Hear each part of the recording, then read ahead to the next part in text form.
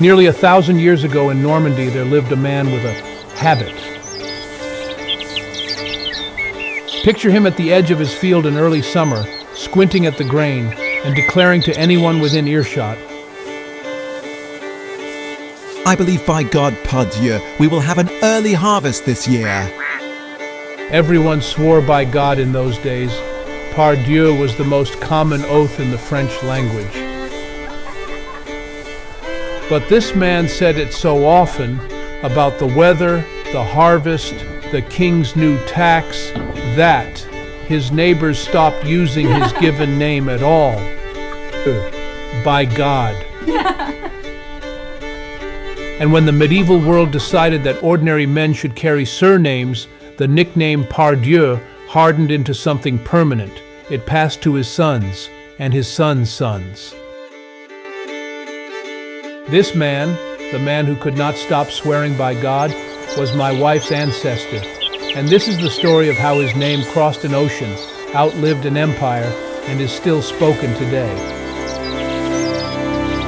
A name is the lightest thing a family carries. It is also the last thing they let go. In 1066, William of Normandy crossed the Channel and took England at Hastings, and in the decades that followed, thousands of Norman families crossed behind him, soldiers, stewards, farmers, younger sons looking for land. Somewhere in that long migration, the Pardieus came too. Some family traditions place them later, among the Huguenots, French Protestants fleeing persecution in the 1600s. But the trail of the name in England is older. They came in the wake of the conquest, settled in, and let the centuries do their slow work. English tongues wore the French edges off the name. Pardieu became Pardee, Pardee, Pardee. For 500 years, the record is mostly silence, births, plow work, parish bells. The name survives the Black Death. It survives the Wars of the Roses. It survives Henry VIII tearing the English church away from Rome. And then, in the west of England, in the green hills of Somerset, it steps back into the light. In the year 1623, in the parish of Pitminster, a village of stone and cider orchards a few miles south of Taunton, a clergyman named Anthony Pardee served the church. That winter, the parish register at Pitminster recorded a baptism, a son, George.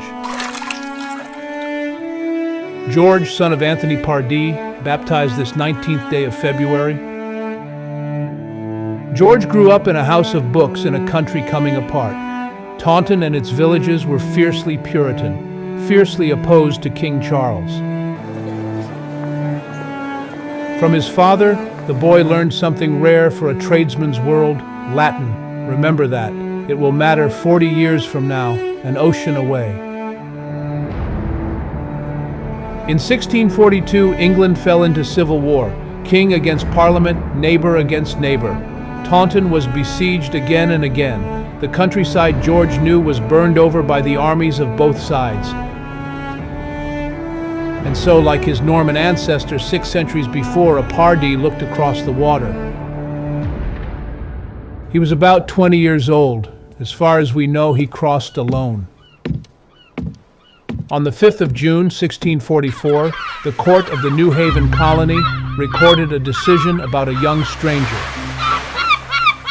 It was ordered that George Pardee shall dwell with Francis Brown as his apprentice for the term of 5 years, during which time the said Francis is to do his endeavor to teach him the trade of a tailor. 5 years bound to a tailor. The records add one hard detail. George was lame. Whether from birth or, as some have wondered, from England's war, we don't know. He was a young man with a bad leg, no family, and a tailor's needle. But Francis Brown held one other job.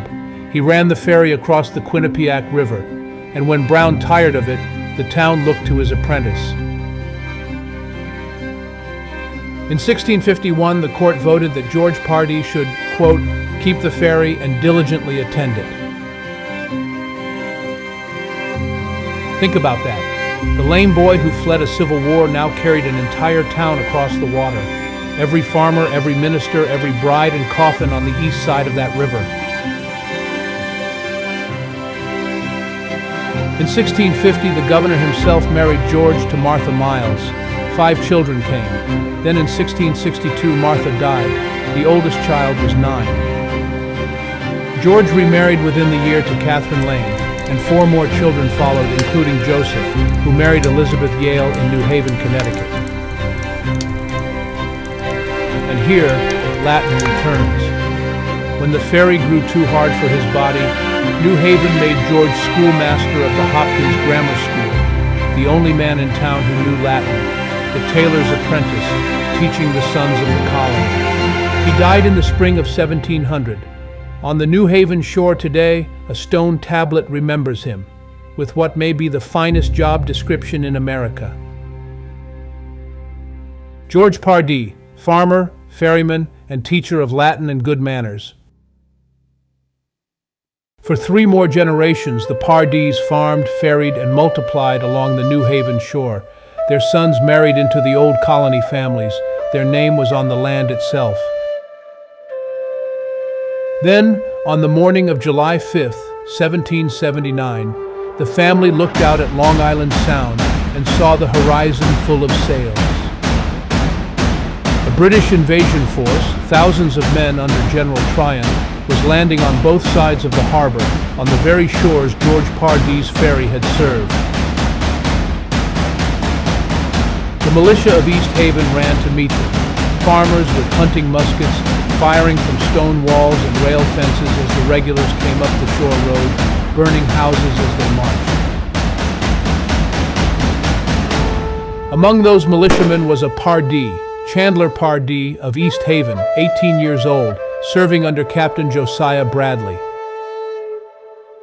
Chandler was wounded that day, defending the ground his great-great-grandfather had been given as a penniless apprentice. He survived. He lived another 50 years on that same shore, and he is still buried in East Haven. The British burned their way to the harbor and sailed off within a day. The Pardees stayed. By God, they stayed. And then, like the whole young country, the family began to move. In the 1800s, Pardees spread into New York, Pennsylvania, Ohio, and on toward the setting sun, farmers and teachers carrying the old New England habits. My wife's Pardee branch found a home in northeastern Ohio, also known as the Connecticut Western Reserve. Her second great-grandfather arrived in Portage County, Ohio, around 1840, and members of her branch still remain in this area. The name that had crossed the Channel and crossed the Atlantic now crossed the continent, and at the far edge of it, the family's oldest pattern repeated one last time. In 1903, the state of California inaugurated a governor. His family line ran back through the westward migration, back through New Haven, back to the ferryman's landing on the Quinnipiac. His name was George Pardee. 250 years apart, a George Pardee carrying a town across a river and a George Pardee carrying a state through the great San Francisco earthquake of 1906. Which brings us back to a field in Normandy and a man swearing happily at the sky. He never knew what he started, but his oath became a nickname, the nickname became a name, and the name became a family. One that survived a conquest, a plague, 2 civil wars, a revolution, and an earthquake. 1,000 years later, when a Pardee signs their name, they are still, in a sense, repeating him. Par Dieu. We will have an early harvest this year. By God, the Pardees are still here.